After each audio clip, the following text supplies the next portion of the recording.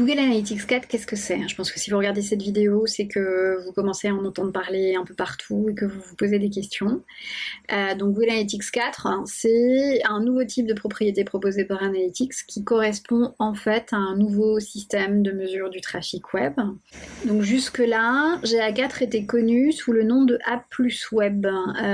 Je ne sais pas si ça vous parle, mais depuis août 2019, on pouvait créer un nouveau type de propriété qui permettait de réunir les données de son application et de son site web qui s'appelait A+ Web. Et A+ Web a été depuis rebrandé en Google Analytics 4. Donc dans cette vidéo, qui est une introduction à GA4, je vais rapidement vous parler des différentes versions de l'outil qui ont mené à cette 4e version.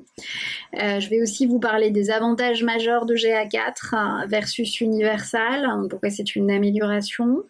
Et on parlera aussi des manques de l'outil, c'est-à-dire que pour le moment GA4 est encore en cours de développement, il y a des nouvelles fonctionnalités qui sortent toutes les semaines, des fonctionnalités notamment qui sont disponibles dans Universal mais qui ne le sont pas encore dans GA4 et qui font que pour le moment on vous conseille d'avoir en parallèle votre implémentation Universal, toujours votre propriété Universal, de continuer à travailler avec et de créer en parallèle une propriété GA4 pour commencer à construire un historique, apprendre comment fonctionne l'outil et puis le paramétrer correctement. Donc allez, c'est parti. Donc, si vous suivez Google Analytics depuis un certain temps, vous vous souviendrez qu'il y a eu 2 révisions majeures de la plateforme depuis son acquisition en 2005. Donc quand Google a racheté la plateforme en 2005, elle s'appelait Urchin. En 2009, ils l'ont fait évoluer vers une version qu'ils ont appelée Google Analytics classique. En 2013, on est passé à la version universale, qui est la version que la majorité des sites ont à l'heure actuelle sur leur site. Et du coup, avec GA4, on en est à la 3e révision majeure depuis le rachat de la plateforme, ce qui en fait la 4e version, d'où son nom GA4. Pour aller un petit peu plus loin dans l'historique, je peux vous dire que Google Analytics 4 se base sur Google Analytics for Firebase ou Firebase Analytics, qui lui est un produit qui est sorti en 2017, mais qui était uniquement basé sur les applications mobiles. Et qu'à partir de Firebase Analytics, ils ont créé une version bêta de GA4 pour sites web et applications mobiles qu'ils ont appelée A++ Web Properties. Donc depuis l'été 2019, vous pouviez créer une nouvelle propriété A+ Web Properties qui avait donc la particularité de permettre de regrouper au sein d'une même propriété les données de sites web et de vos applications mobiles iOS ou Android. Petit rappel par ailleurs que cette solution de Firebase Analytics, elle a été rachetée par Google en 2014, donc c'est pas Google qui l'a inventée, mais qui l'a quand même largement améliorée. Et pour ceux qui ne connaissent pas Firebase, c'est un ensemble de produits pour le développement d'applications mobiles, et Firebase Analytics est une des briques de cet ensemble de produits. Alors, s'il y a une différence fondamentale, en plus de pouvoir réunir les données de son site web et de son application au sein de son ou ses applications au sein d'une même propriété, s'il y a quelque chose à retenir de GA4, c'est le modèle de données qui change par rapport aux versions précédentes. Donc dans Universal notamment, vous aviez des pages vues, des sessions et des événements. Dans GA4, tout devient un événement, donc la page vue devient un événement comme les autres. Et pourquoi ils ont fait ça? Parce que si on réfléchit en termes d'applications mobiles, les concepts de page vue et de session n'ont plus de sens, n'existaient plus. Et du coup, c'était plus intéressant pour pouvoir réunir les données des sites web et des applications mobiles, de pouvoir remplacer cette notion notamment de page vue et de session par un système beaucoup plus flexible, basé uniquement sur des événements, avec, liés à ces événements, des paramètres et potentiellement des propriétés utilisateurs, et c'est ce qu'on va retrouver dans GA4. Une autre différence majeure que je peux mentionner, c'est l'introduction de plus de machine learning dans GA4. Machine learning qui va avoir 2 fonctions. La première, c'est de vous aider à trouver plus d'insights automatisés dans vos données. Et la deuxième, ça va être de compenser la perte de données par des modèles qui vont permettre de quand même dégager des conclusions ou des insights malgré les données manquantes. Et pourquoi les données manquantes ? Parce qu'on sait tous que tant les législateurs type RGPD, CCPA en Californie que les grands navigateurs vont tous dans un même sens de meilleure protection de la vie privée des utilisateurs, ce qui empêche notamment de déposer autant de cookies que précédemment sur les appareils des utilisateurs ou de les identifier précisément. Donc il y a une perte de données liée à ces efforts pour mieux protéger la vie privée des utilisateurs, ce qui est très bien. Et donc le machine learning est censé aider à compenser cette perte de données qu'on expérimente tous ou qu'on va tous expérimenter.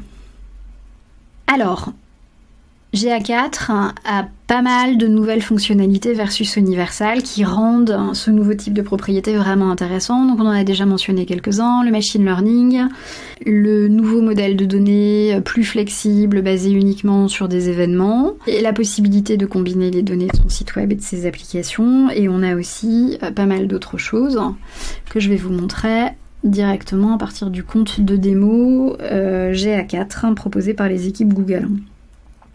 Alors, on va notamment avoir accès ici à un module qu'on appelle Analyse, centre d'analyse, qui était uniquement auparavant réservé aux utilisateurs de GA360 et qui désormais devient accessible à tous pour plus facilement explorer vos données en utilisant éventuellement des modèles d'analyse préconstruits. Donc là, on en a quelques-uns, exploration, analyse des entonnoirs de conversion, analyse du chemin, etc. Ça permet d'aller plus loin dans les rapports auxquels on peut avoir, et c'est aussi beaucoup plus flexible que dans Universal, donc on peut vraiment construire les rapports dont on a besoin avec des modèles d'analyse différents.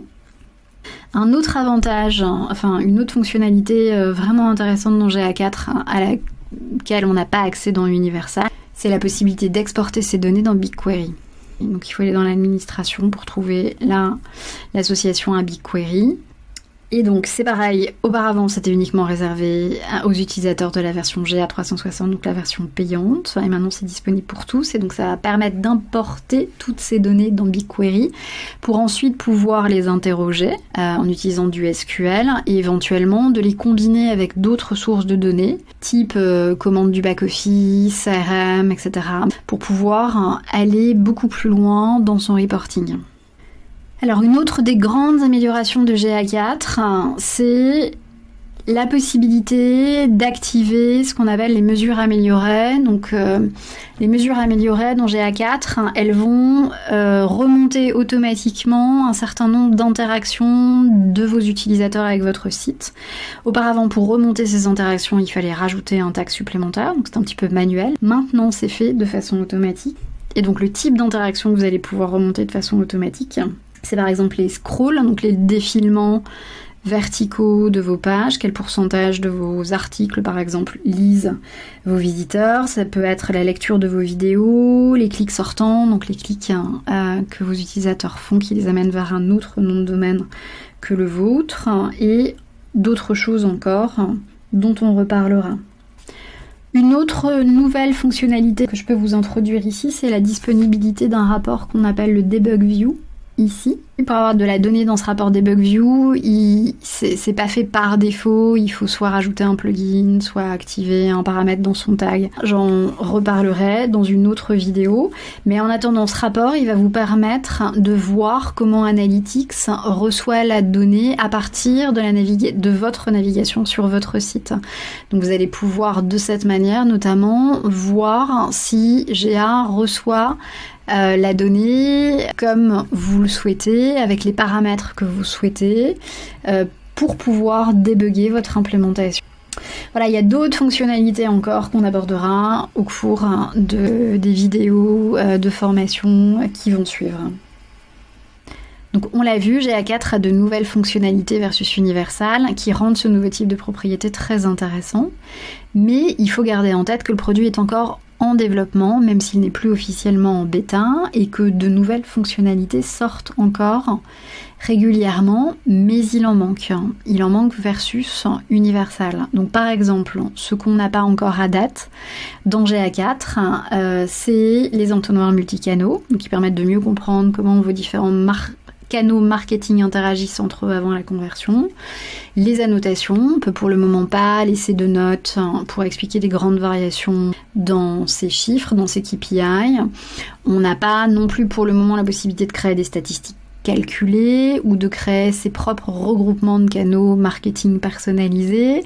Donc si par exemple vous faites des publicités Facebook et que vous aimeriez voir la performance de ces publicités dans un canal dédié, pour le moment c'est pas possible dans GA4.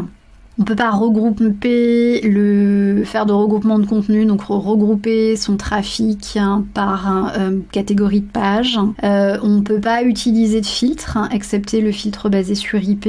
On peut pas non plus utiliser de regex, ces fameux, tout ce qui est expression régulière, ces symboles, barre droite, point d'interrogation, etc., qui permettent d'aller plus loin dans la configuration de l'outil. On n'a pas accès à des rapports importants, type rapport page de destination et requête du moteur de recherche, même si, en l'occurrence, ces deux-là, on peut à peu près les reconstituer dans le module analyse, mais on n'a pour le moment pas accès à toutes les dimensions auxquelles on a accès dans Universal. On n'a pas non plus la possibilité d'exclure certains paramètres de ces URL pour nettoyer ces rapports de pages vues. Voilà, donc ça c'est des choses auxquelles à date on n'a pas encore accès dans GA4. Par contre sont sortis depuis le début de l'année 2021 la possibilité d'importer des données. Ils ont créé un compte de démo pour que les gens puissent manipuler la nouvelle interface et s'entraîner. Et aussi la possibilité d'exclure des sites référents, c'est-à-dire de dire à GA de ne pas considérer tel ou tel nom de domaine comme étant un site référent dans vos canaux. Bon, et du coup maintenant, que fait-on ? On a une meilleure vision de l'historique de la plateforme Google Analytics, on a une meilleure vision des nouvelles fonctionnalités, des améliorations qui ont été apportées à GA4, mais on sait aussi qu'il y a des fonctionnalités importantes qui ne sont pas encore disponibles dans ce nouveau type de propriété. Du coup, ce qu'il est conseillé de faire, c'est de créer une propriété GA4 en parallèle de votre propriété Universal Analytics pour commencer à construire un historique, pour pratiquer l'interface et apprendre à la configurer correctement. Mais en tout cas, faites-le en parallèle de votre propriété Universal et ne switchez pas pour le moment définitivement pour GA4. D'ici 1 an ou 2, GA4 sera probablement devenu le produit Google Analytics, mais c'est loin d'être encore le cas. Ok, dernière chose, si vous voulez suivre les développements, les nouvelles fonctionnalités, les nouveautés de GA4, vous pouvez faire une recherche sur Google.